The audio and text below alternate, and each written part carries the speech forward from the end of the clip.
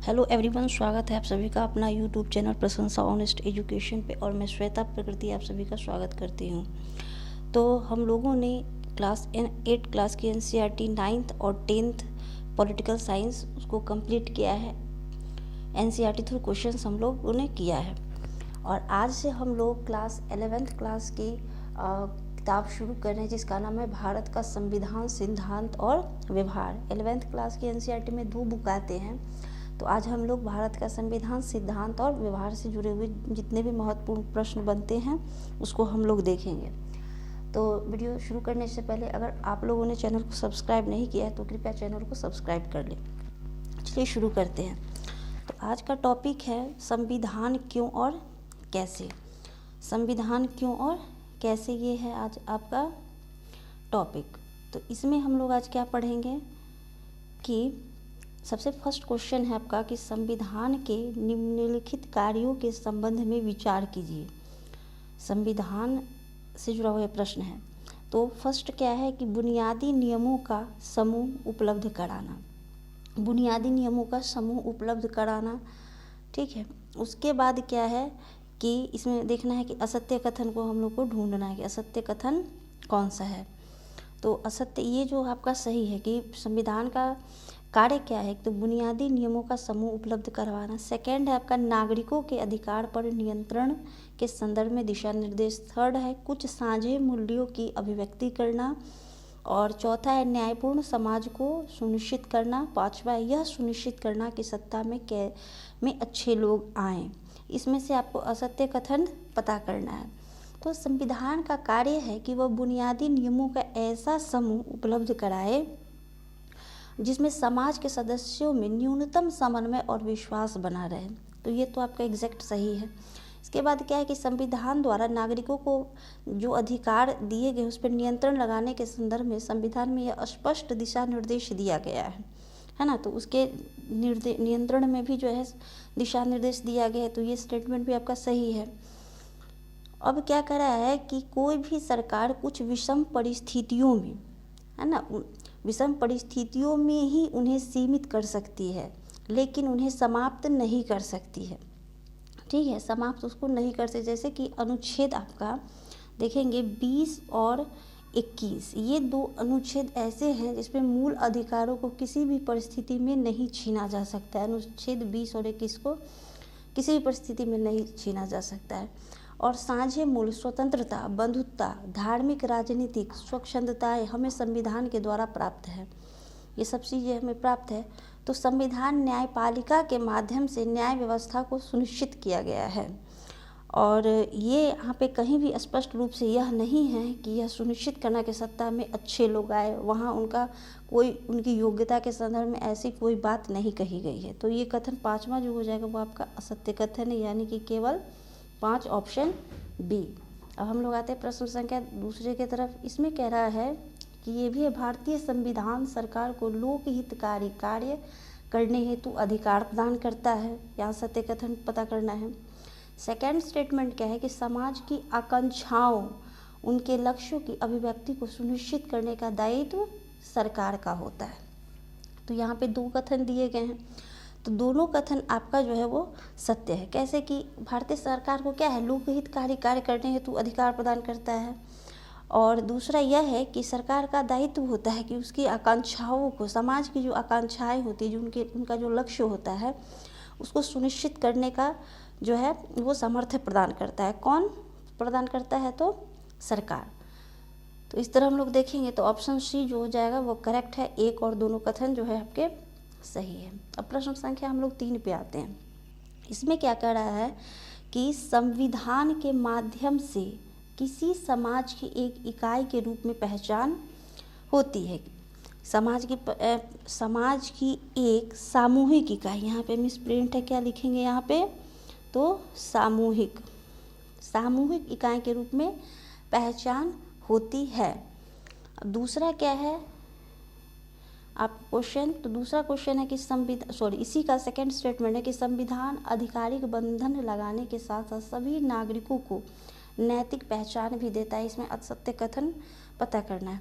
तो पहला में था कि संविधान के माध्यम से संविधान के माध्यम से ही किसी समाज की एक सामूहिक इकाई के रूप में पहचान मिलती है। तो ये बिल्कुल करेक्ट है कि संविधान के माध्यम से ही समाज को एक पहचान मिलती है। सेकंड है कि संविधान आधिकारिक बंधन लगाने के साथ साथ सभी नागरिकों को नैतिक पहचान भी देता है। तो इस तरह हम लोग देखेंगे तो न तो फर्स्ट और न ही सेकंड कथन जो है वो गलत है, दोनों का दोनों कथन क्या है तो सत्य है। अब हम लोग आते हैं क्वेश्चन नंबर 4 देखते हैं। ये है कथन आधारित प्रश्न, इसको पढ़ते हैं। किसी भी देश का संविधान उस देश के नागरिकों की आकांक्षाओं का पिटारा है। फर्स्ट हो गया। सेकंड पढ़ते हैं, कारण क्या दिया गया है। तो संविधान निर्माताओं का मानना था कि समाज के प्रत्येक व्यक्ति को बुनियादी भौतिक ज़रूरतों और शिक्षा सहित गरिमा और सामाजिक आत्मसम्मान से लबड़े जीने हेतु सभी आधार प्राप्त होंगे। तो यहाँ पे क्या हो जाएगा आपका कि ए व आर दोनों सही है और आर जो है ए की सही व्याख्या करता है। यानी कि किसी भी देश के संविधान निर्माता वहाँ की जनता की आधारभूत आवश्यकताओं को समझते हुए उन्हीं के अनुसार संविधान के मूल्य को क्या करता है, सृजन करता है। तो इस दृष्टिकोण से जो है आपका ए वाला जो ऑप्शन जो है वो सही है। अब हम लोग आते हैं क्वेश्चन नंबर 5 की तरफ। इसमें क्या कह रहा है कि संविधान सरकार को शक्तियों को नियंत्रित करने वाला, संविधान सरकार को शक्तियों को नियंत्रित करने वाला नियमों और कानूनों के साथ ऐसी शक्तियां भी देता है जिससे वह समाज की भलाई के लिए काम कर सके। क्या कर सके, समाज की भलाई के लिए काम कर सके। कारण क्या है कि भारतीय संविधान जाति नस्ल को नागरिकता के आधार के रूप में मान्यता प्रदान करता है।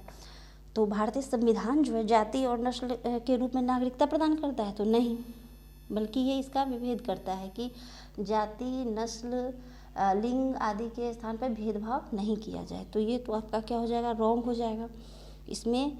तो क्या है, फर्स्ट स्टेटमेंट तो आपका सही है कि संविधान सरकार को कुछ शक्तियों को नियंत्रित करने वाले नियम और कानून के साथ ऐसी शक्तियां भी देता है जिससे समाज की सामूहिक भलाई के लिए काम हो सके। तो आपका ए हो जाएगा। ए और आर, सॉरी ए नहीं होगा आपका, कौन सा हो जाएगा, एक मिनट, यहाँ पे हो जाएगा आपका ए सही है और आर जो है वो रॉन्ग है, यानी कि ये सी वाला ऑप्शन हो जाएगा। ए सही है और आर गलत है। अब हम लोग आते हैं क्वेश्चन नंबर 6 की तरफ। 6 क्या कहता है कि इंग्लैंड के पास कोई संविधान नहीं है बल्कि उनके पास दस्तावेजों तथा निर्णयों की लंबी श्रृंखला है। कारण क्या है, कोई संविधान अपने सभी नागरिकों की स्वतंत्रता और समानता की जितनी अधिक सुरक्षा करता है उसकी सफलता की संभावना उतनी बढ़ जाती है। कूट से इसका उत्तर देना है। तो इसमें है सबसे पहले चीज़ कि इंग्लैंड के पास जो है, इंग्लैंड के पास दस्तावेजों तथा निर्णयों की लंबी श्रृंखला है। ये कथन तो आपका सही है और सामूहिक रूप से संविधान कहा जा सकता है। वहाँ उनके पास अलग से कोई संविधान नहीं है। इंग्लैंड के पास अपना कोई अलग से संविधान नहीं है। जो संविधान अपने सभी नागरिकों की स्वतंत्रता और समानता की जितनी अधिक सुरक्षा करता है उसकी सफलता का उतना ही संभावना क्या हो जाती है, बढ़ जाती है। तो सबसे अच्छा उदाहरण है भारत में। हमारा देश जो है भारत, यहाँ संविधान का जो है वह नागरिकों के प्रति स्वतंत्रता और समानता की बहुत सुरक्षा की गारंटी लेता है। कौन, तो संविधान। इस दृष्टिकोण से हम लोग देखेंगे तो ये बी वाला ऑप्शन जो है, ए आर दोनों सही है। आर ए की सही व्याख्या क्या करता है, नहीं करता है। अब हम लोग आते हैं प्रश्न संख्या 7 को देखते हैं।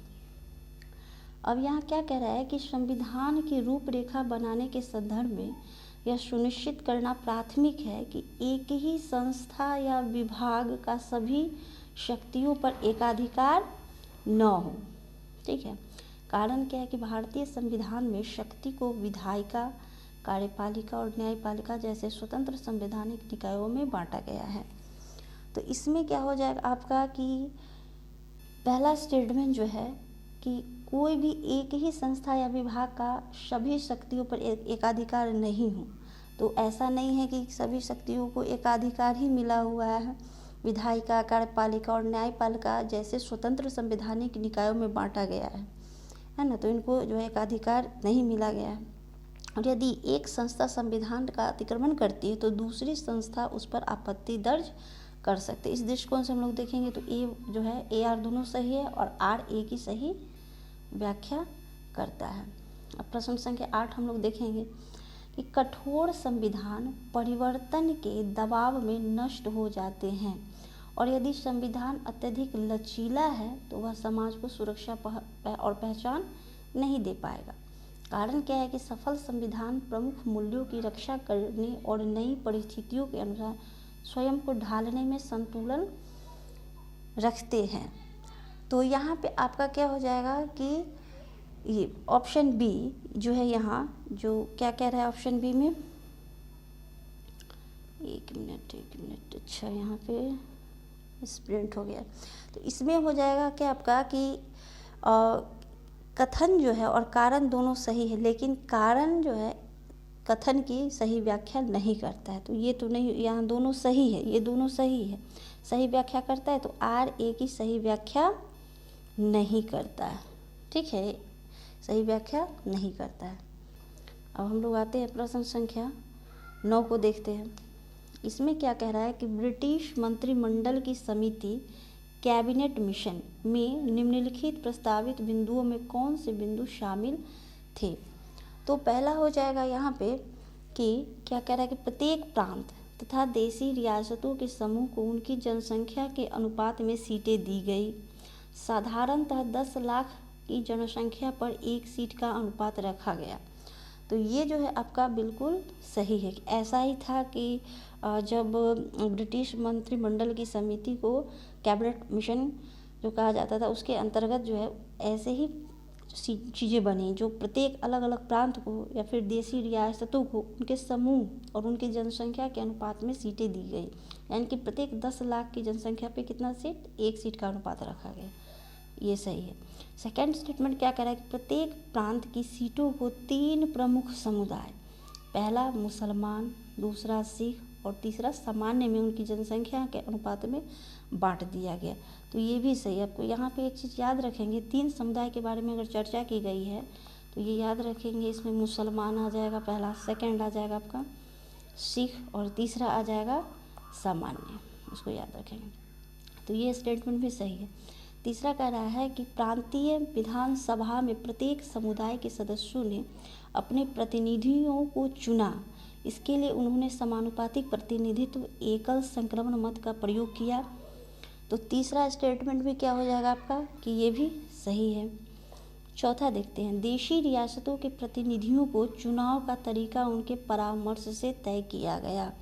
तो ये भी सही है, यानी कि उपयुक्त सभी, डी वाला ऑप्शन जो हो जाएगा वो सही है। ये सारे जो गुट मैंने पढ़े हैं वो कैबिनेट मिशन में प्रस्तावित बिंदुओं को दर्शा रहा है। अब हम लोग आते हैं प्रश्न संख्या 10 देखते हैं। इसमें है कि सामाजिक लोकतंत्र जो है स्वतंत्रता, समता और बंधुत्व को जीवन के सिद्धांतों के रूप में स्वीकार करता है। सेकंड है कि समता विहीन स्वतंत्रता कुछ व्यक्तियों के अनेक व्यक्तियों पर प्रभुता को जन्म देगी, वही स्वतंत्रता विहीन समता व्यक्तिगत पहलू को क्या कर देगी, तो नष्ट कर देगी। इसमें सत्य कथन को पहचानना है। तो इसमें सत्य कथन क्या हो जाएगा, दोनों हो जाएगा, 1 और 2 दोनों हो जाएगा। तो सामाजिक लोकतंत्र स्वतंत्रता, समता और बंधुता को जीवन के सिद्धांत के रूप में देखता है। किसको, स्वतंत्रता, समता और बंधुता को। स्वतंत्रता को समता से अलग नहीं किया जा सकता, यानी कि स्वतंत्रता को, लिबर्टी को जो है समता से दूर इसको नहीं, अलग नहीं किया जा सकता और ना ही समता को स्वतंत्रता से अलग किया जा सकता है। क्या है, और समता को बंधुता से भी अलग, मतलब ना स्वतंत्रता को समता से अलग किया जा सकता है, ना समता को स्वतंत्रता से अलग किया जाता है, ना ही समता को बंधुत्व से अलग किया जा सकता है। तो इससे क्या हुआ कि जहाँ स्वतंत्रता विहीन समता व्यक्ति को नष्ट करेगी तो वहीं समता विहीन स्वतंत्रता कुछ व्यक्तियों पर, अनेक व्यक्तियों पर प्रभुत्व को जन्म देगी। तो इस तरह हम लोग देखेंगे तो सी वाला ऑप्शन जो हो जाएगा वो सही हो जाएगा। अब हम लोग आते हैं क्वेश्चन नंबर 11 पे। यहाँ क्या कह रहा है कि भारत के संविधान में नागरिकता की अवधारणा के अंतर्गत अल्पसंख्यक न केवल सुरक्षित होंगे बल्कि धार्मिक पहचान का नागरिक अधिकारों पर कोई प्रभाव नहीं पड़ेगा।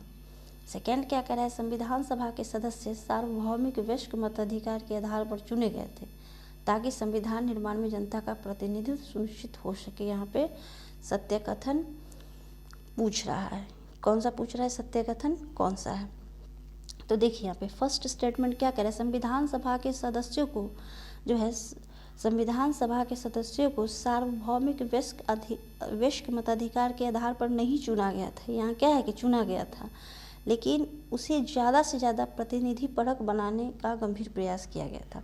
तो ये नहीं, इसको जो है मताधिकार के आधार पर इसको नहीं चुना गया था। फर्स्ट स्टेटमेंट क्या है कि नागरिकता जो है भारतीय संविधान में नागरिकता की अवधारणा के अंतर्गत अल्पसंख्यक न केवल सुरक्षित होंगे बल्कि धार्मिक पहचान का नागरिक अधिकारों पर कोई प्रभाव नहीं पड़ेगा। ये करेक्ट है कि धार्मिक पहचान कुछ भी हो, कोई भी धर्म के मानने वाले, उससे जो है कोई प्रभाव नहीं पड़ेगा उनके अधिकारों पर। तो इस तरह हम लोग देखेंगे तो ए वाला ऑप्शन जो है वो सही हो जाएगा। अब हम लोग आते हैं क्वेश्चन नंबर 12 की तरफ। क्वेश्चन नंबर 12 क्या कह रहा है, ये भी स्टेटमेंट बेस्ड क्वेश्चन है। फर्स्ट है आपका कि संविधान सभा में सार्वभौमिक वयस्क मताधिकार के प्रस्ताव को बिना वाद विवाद के पारित कर दिया गया था। सेकंड है सार्वभौमिक मताधिकार के अनुसार धर्म, जाति, शिक्षा, लिंग और आय के आधार पर बिना भेदभाव के सभी नागरिकों को एक निश्चित आयु प्राप्त होने पर वोट का अधिकार प्राप्त हो। इसमें सत्य कथन जो है वो पूछ रहा है। तो यहाँ क्या पहला स्टेटमेंट में है कि संविधान सभा में सार्वभौमिक वयस्क मताधिकार के प्रस्ताव को जो है बिना वाद विवाद के पारित कर दिया गया, यानी कि सभी को वयस्क मताधिकार जो है वो देने का जो अधिकार उसको प्राप्त हुआ।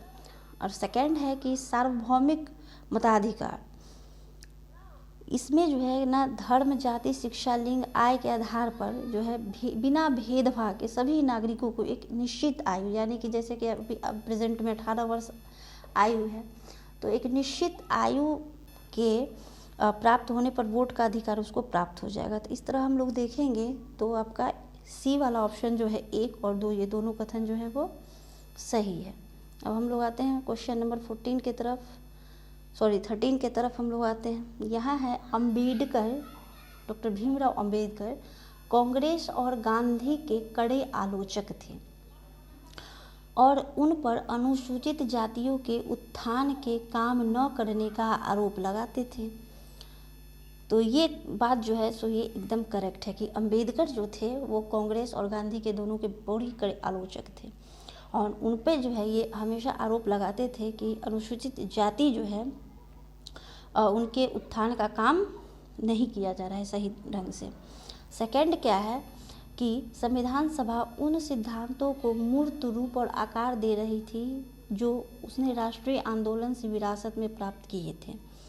थर्ड है संविधान सभा ने भारतीय शासन व्यवस्था और संघात्मक व्यवस्था को स्वीकार किया।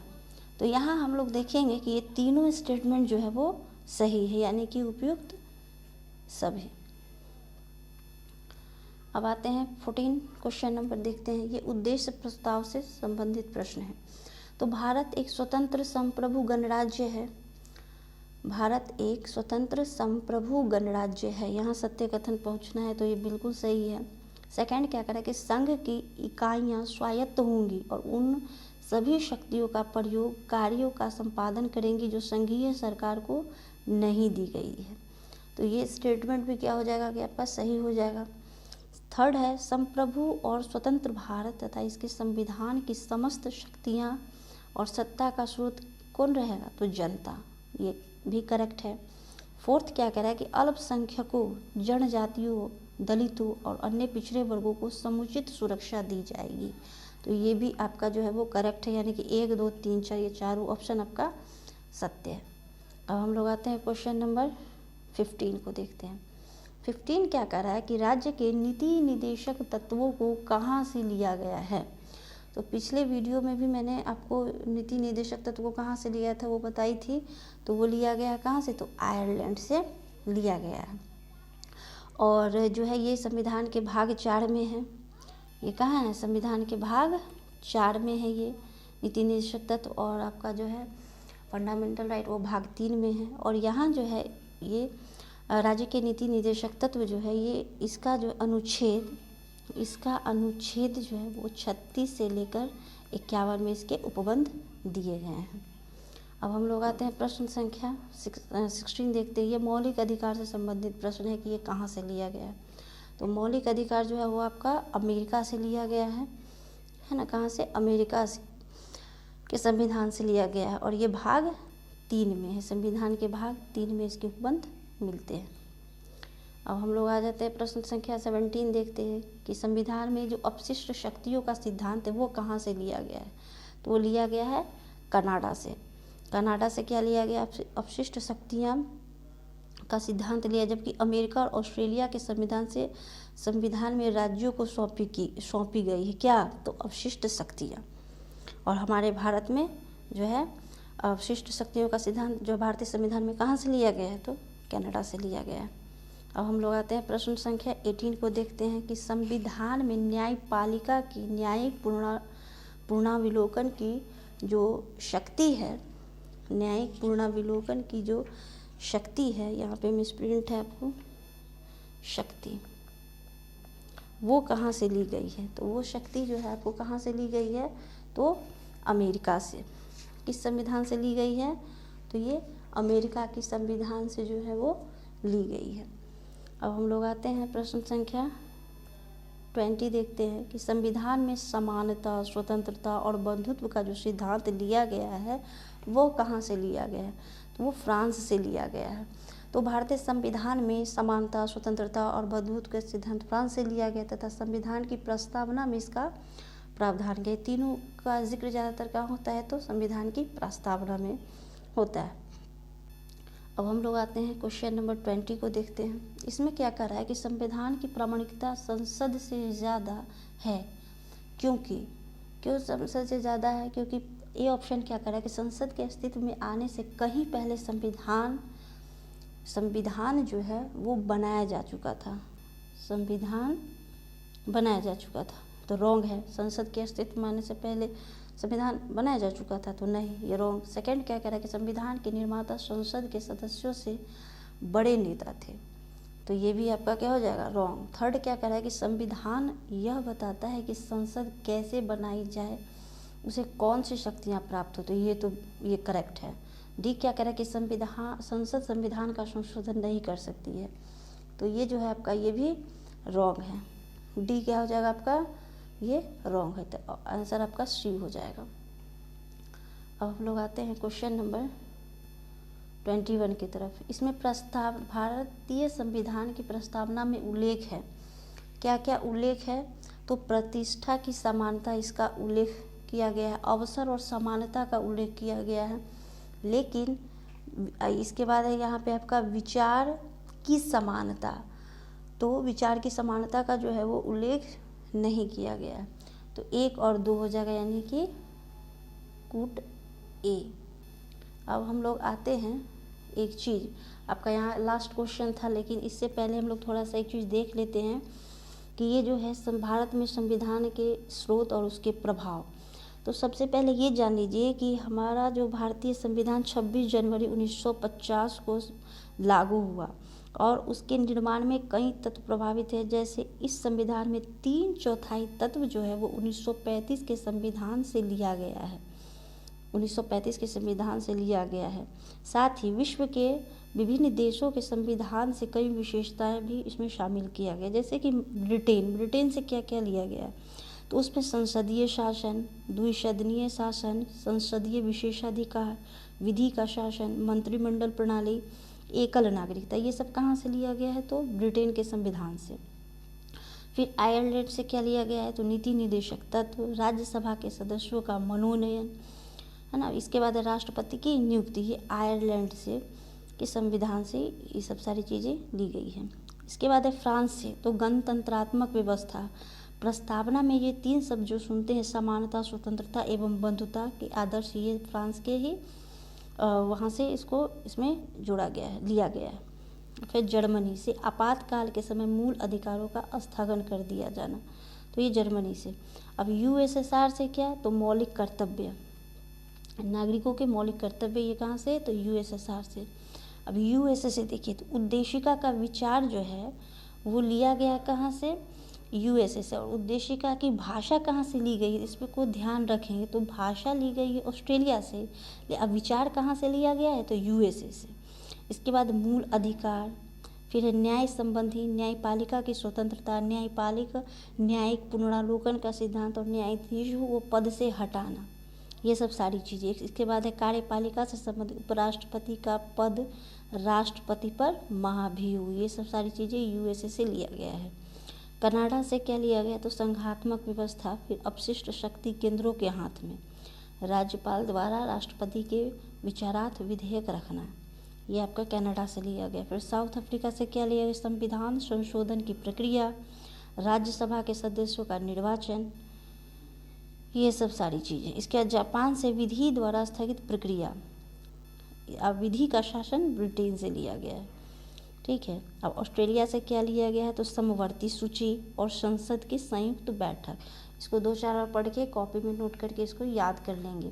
और एक सबसे इम्पोर्टेंट चीज़ है कि ये जो फिगर दिख रही है ब्लैंक मैप है, वर्ल्ड मैप ब्लैंक, और इस पे आप लोग जैसे कि ये साउथ अफ्रीका है तो यहाँ पे इंडिकेट करके लिख देंगे कि साउथ अफ्रीका से क्या क्या चीज़ें ली गई हैं, तो इससे आपको याद करने में आसानी होगी। फिर ऑस्ट्रेलिया से क्या लिया गया है ना, तो इस तरह आप लोग यूएसएसआर से क्या लिया गया है, तो इस तरह आप लोग इंडिकेट करके साथ में उसको लिख सकते हैं और याद कर सकते हैं। तो आज के इस वीडियो में इतना ही। आज हम लोगों ने 11th क्लास की एनसीईआरटी का चैप्टर 1 किया है क्वेश्चंस के माध्यम से, और फिर कल जो है हम लोग चैप्टर 2 करेंगे, यही क्वेश्चंस के माध्यम से ही करेंगे। और आज के इस वीडियो में इतना ही, धन्यवाद।